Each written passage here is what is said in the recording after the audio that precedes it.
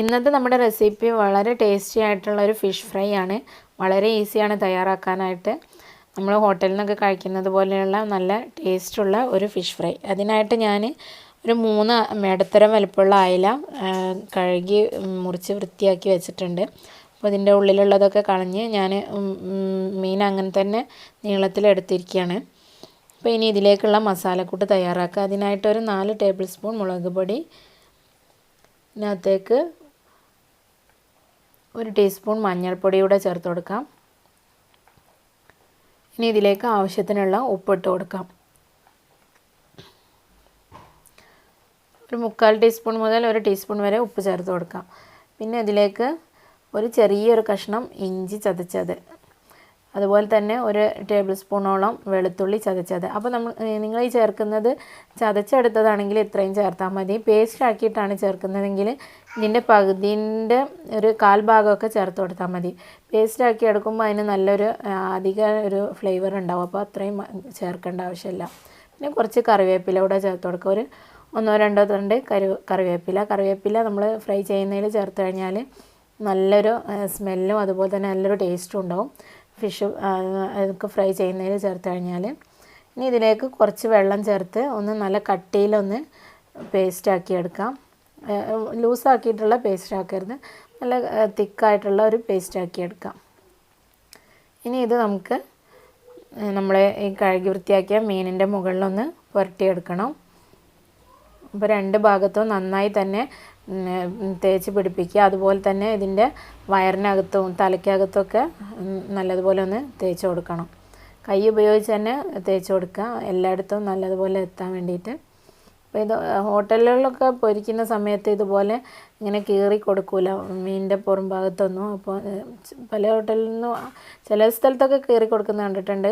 അപ്പോൾ നമ്മളിങ്ങനെ കീറി കൊടുക്കുകയാണെന്നുണ്ടെങ്കിൽ ഇതിനകത്തേക്കൊക്കെ മസാല ശരിക്കും അങ്ങ് പിടിച്ചിട്ട് നല്ല ഫിഷിന് ആ മസാലയുടെ ആ ഫ്ലേവറും ഇതൊക്കെ വരുമ്പോൾ നല്ലൊരു ടേസ്റ്റാണ് ഉണ്ടാവുക. അതുകൊണ്ടാണ് ഞാനിങ്ങനെ കീറിയിട്ട് ചെയ്തിട്ടുള്ളത്. ഹോട്ടലിൽ നിന്ന് നമ്മൾ വാങ്ങിക്കുമ്പോൾ അധികം ഇങ്ങനെ കീറാറില്ല, ജസ്റ്റ് ഇങ്ങനെ നീളത്തിൽ വെച്ചിട്ട് 1-2 വെട്ടൊക്കെ ഇട്ടിട്ടുണ്ടെങ്കിലേ ഉണ്ടാവുകയുള്ളൂ. അപ്പോൾ ഇത് ഞാനിപ്പോൾ 2 വശത്തും നല്ലതുപോലെ തേച്ച് പിടിപ്പിച്ചിട്ടുണ്ട്.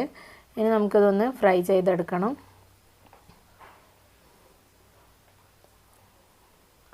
ഇതുപോലെ എല്ലാ സ്ഥലത്തും നന്നായിട്ട് നമ്മൾ ആ മസാല പുരട്ടി കൊടുക്കണം.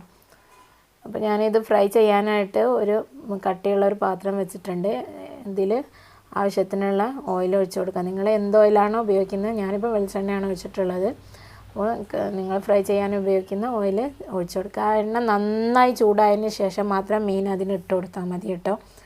അതിന് നമ്മളത് ചൂടാകുന്നതിൻ്റെ മുൻപ് മീൻ അതിലിട്ട് കഴിഞ്ഞാൽ നമ്മൾ ഉണ്ടാക്കുന്ന പാത്രത്തിൻ്റെ അടിയിൽ മീൻ ഒട്ടിപ്പിടിച്ചിട്ട് നമുക്കത് മറിച്ചിടുന്ന സമയത്ത് അത് മുറിഞ്ഞു പോകാനും പൊടിഞ്ഞു പോകാനൊക്കെ ചാൻസ് ഉണ്ട്. അപ്പോൾ എണ്ണ നന്നായി ചൂടായതിന് ശേഷം മീഡിയം ഫ്ലെയിമിൽ വെച്ചിട്ട് മീൻ അതിനകത്തേക്ക് ഇട്ട് കൊടുക്കുക.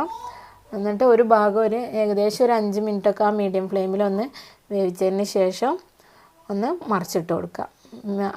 മീൻ പൊരിച്ചതാണെങ്കിൽ അധികം നല്ല ക്രിസ്പി ആയിട്ട് അങ്ങനെ ഞെരിഞ്ഞ് പോവാത്ത രീതിയിലുള്ളതാണ് നല്ലത്.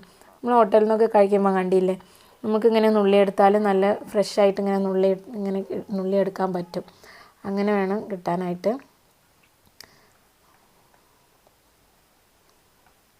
അപ്പോൾ ഇത് ഒരു വശം റെഡിയായപ്പോൾ ഞാൻ മറിച്ച് കൊടുത്തിട്ടുണ്ട്.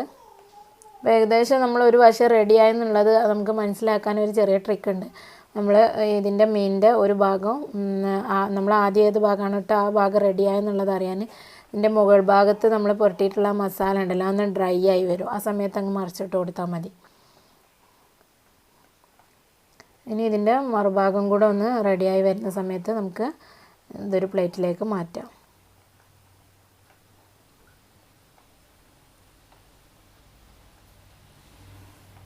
അപ്പോൾ ഇതിവിടെ റെഡി ആയിട്ടുണ്ട്. ഞാനിത് ഫ്ലെയിം ഓഫ് ചെയ്ത് പ്ലേറ്റിലേക്ക് മാറ്റുകയാണ്. അപ്പോൾ നമ്മളിത് സെർവ് ചെയ്യുന്നതിൻ്റെ കൂടെ തന്നെ നമ്മൾ ഇതിനകത്തുള്ള മസാലയും കുറച്ച് എണ്ണയെല്ലാം കൂടെ സെർവ് ചെയ്യുകയാണെങ്കിൽ നല്ല ടേസ്റ്റാണ് ഉണ്ടാവുക. അപ്പോൾ കുറച്ച് നമ്മൾ ഫ്രൈ ചെയ്യുന്ന സമയത്തും കുറച്ച് അധികം വെളിച്ചെണ്ണ ഒഴിച്ചിട്ട് വേണം ഇത് ഫ്രൈ ചെയ്യാനായിട്ട്. മീൻ പൊരിച്ചെടുക്കുമ്പോൾ കുറച്ച് അധികം എണ്ണയിലിട്ട് ഫ്രൈ ചെയ്താൽ നല്ല ടേസ്റ്റ് ഉണ്ടാവുകയുള്ളൂ. അപ്പോൾ അടിപൊളിയായിട്ടുള്ള മീൻ പൊരിച്ചത് ഇവിടെ തയ്യാറായിട്ടുണ്ട്. ഇതൊരു ബിഗിനേഴ്സ് റെസിപ്പിയാണ്. അപ്പോൾ കുക്കിംഗ് പഠിച്ചു തുടങ്ങുന്നവർക്ക് വേണ്ടി ഉണ്ടാക്കിയൊരു റെസിപ്പിയാണ്. അപ്പോൾ നിങ്ങളെല്ലാവരും ഒന്ന് ട്രൈ ചെയ്ത് നോക്കുക. വീഡിയോ ഇഷ്ടമായെങ്കിൽ ഷെയർ ചെയ്യുക, ലൈക്ക് ചെയ്യുക. അതുപോലെ തന്നെ ചാനൽ സബ്സ്ക്രൈബ് ചെയ്തിട്ടില്ലാത്തവരാണെങ്കിൽ സബ്സ്ക്രൈബ് ചെയ്ത് സപ്പോർട്ട് ചെയ്യാനും മറക്കരുത് കേട്ടോ. ഇൻഷാ അല്ലാഹ് മറ്റൊരു വീഡിയോയുമായിട്ട് നെക്സ്റ്റ് എപ്പിസോഡിൽ വീണ്ടും കാണാം. Thank you for watching.